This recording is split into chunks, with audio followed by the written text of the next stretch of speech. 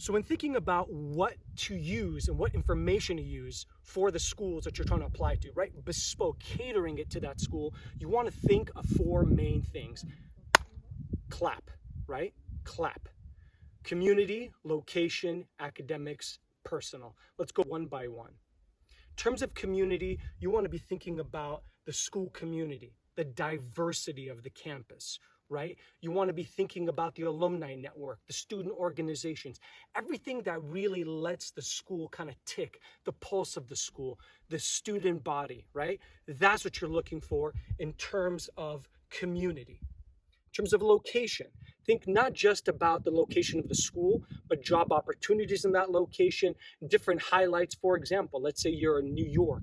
You really love policy and international relations. So therefore, you're thinking about access to the United Nations, access to banking, for example, if you're in banking, right? So think about those things in terms of location, as well as the location of the campus, whether you want to be in a city environment or a rural environment, kind of like the difference between NYU and, let's say, Cornell. Academics, easy one, right? You're thinking about academic resources, research, the professors, research centers, right? Student journals, things are really kind of academically oriented for that campus, right? The things that really kind of stand out for you, and you want to make that linkage between your major, what you want to study, and how that school is going to feed into it, especially from an academic perspective.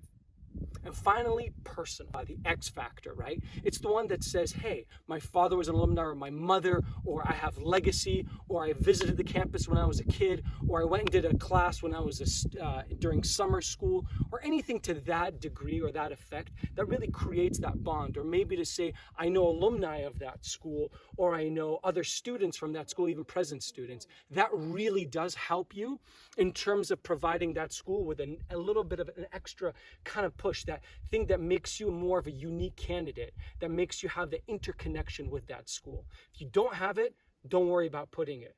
But even if you have the opportunity to visit the campus, speak to students, speak to alumni, or speak to faculty while you're there, audit a class, that's a great example of personal. The way I would write it though, I would always start with academics, then I would go to community, then I would do location, and then end it on personal.